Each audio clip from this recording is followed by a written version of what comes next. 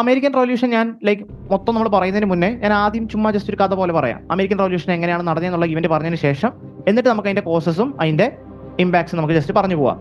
അപ്പോൾ ആദ്യം American revolutions നമ്മൾ പറയുമ്പം ഇവിടെ അമേരിക്കയിൽ ആക്ച്വലി അവിടെ ഉണ്ടായിരുന്ന indigenous population was known as red Indians ആണ് അവിടെ ഉണ്ടായിരുന്ന പോപ്പുലേഷൻ. ഓക്കെ, അപ്പൊ അങ്ങോട്ടേക്ക് ഒരു ടൈം എത്തിയപ്പം വേരിയസ് യൂറോപ്യൻസ് വരാൻ വേണ്ടി തുടങ്ങി. അങ്ങനെ ഏറ്റവും ആദ്യം വന്ന യൂറോപ്യൻസ് ആണ് ബ്രിട്ടീഷുകാർ. അങ്ങനെ ബ്രിട്ടീഷുകാർ അമേരിക്കയിലേക്ക് വരുന്നു. ബ്രിട്ടീഷുകാർ ഇവിടെ ഉള്ള ഒരു 13 ബ്രിട്ടീഷ് കോളനീസിൽ സെറ്റിൽ ചെയ്യുകയാണ്. അവർ വന്നിട്ട് ഇങ്ങനെ കുറേ അധികം കോളനീസ് ഉണ്ടാകുന്നു. അവർ ആദ്യം ഉണ്ടാക്കിയ ഈ ഒരു particular colony was known as James town. ഇതായിരുന്നു അവരുടെ ആദ്യത്തെ മെയിൻ കോളനി. അതിനുശേഷം അവരിങ്ങനെ ഈ ഏരിയസിൽ മൊത്തം എന്ത് ചെയ്യാൻ തുടങ്ങുകയാണ്, സെറ്റിൽ ചെയ്യാൻ വേണ്ടി തുടങ്ങുകയാണ്. അപ്പോൾ ആ സമയത്ത് അവിടെ റെഡ് ഇന്ത്യൻസ് ഉണ്ടല്ലേ, അപ്പോൾ അവിടെ ഉണ്ടായിരുന്ന റെഡ് ഇന്ത്യൻസിനെയൊക്കെ കൊന്നൊടുക്കിക്കൊണ്ടാണ് ഇവരവിടെ സെറ്റിൽ ചെയ്യാൻ വേണ്ടി തുടങ്ങിയത്. ഓക്കെ, അപ്പോൾ അതുകൊണ്ട് ആക്ച്വലി ഇന്ന് കാണുന്ന അമേരിക്കൻസ് എന്ന് പറഞ്ഞാൽ ആക്ച്വലി അവർ അവിടെ ഉണ്ടായിരുന്ന ആൾക്കാരല്ല, അവരൊക്കെ യൂറോപ്പിൽ നിന്ന് വന്ന് അവിടെ സെറ്റിൽ ആയിട്ടുള്ള പോപ്പുലേഷനാണ് നമ്മൾ ഇന്ന് കാണുന്ന അമേരിക്കൻസ്. ഓക്കെ, അവിടെ ആക്ച്വൽ അമേരിക്കൻസ് എന്ന് പറഞ്ഞാൽ ആരാണ്? റെഡ് ഇന്ത്യൻസ് ആയിരുന്നു യഥാർത്ഥ അമേരിക്കൻസ്. പക്ഷെ അവരൊക്കെ എന്ത് ചെയ്തു, അവിടുന്ന് വന്ന യൂറോപ്യൻസ് ഒക്കെ കൂടെ അവരെ ഒന്നില്ലാതാക്കുകയാണ് ഉണ്ടായത്.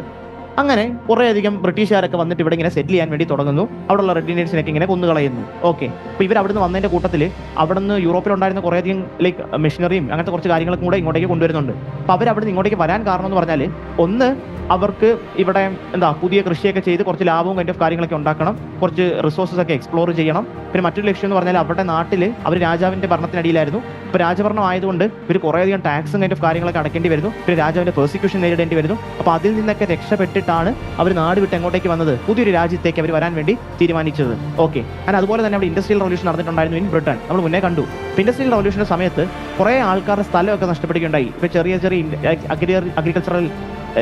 അഗ്രികൾച്ചർ ഒക്കെ ചെയ്ത് ജീവിക്കുന്ന ചെറിയ കുറേ ആൾക്കാരുടെ ലാൻഡും ഇതൊക്കെ നഷ്ടപ്പെടുകയുണ്ടായി. അപ്പോൾ അവർക്ക് കൃഷിയൊക്കെ ചെയ്ത് ജീവിക്കണമെങ്കിൽ ദേ നീഡ് കുറച്ച് സ്ഥലങ്ങളൊക്കെ അല്ലേ. അപ്പം അങ്ങനെ ഈ ഇൻഡസ്ട്രിയൽ റവല്യൂഷൻ കാരണം പണി പോയ ആൾക്കാരും കൂടെ ഇങ്ങോട്ടേക്ക് വരികയാണ്. അങ്ങനെ കുറേയധികം ബ്രിട്ടീഷേഴ്സ് ഇവിടെ വന്നു. ദേ എസ്റ്റാബ്ലിഷ്ഡ് വേരിയസ് കോളനീസ്.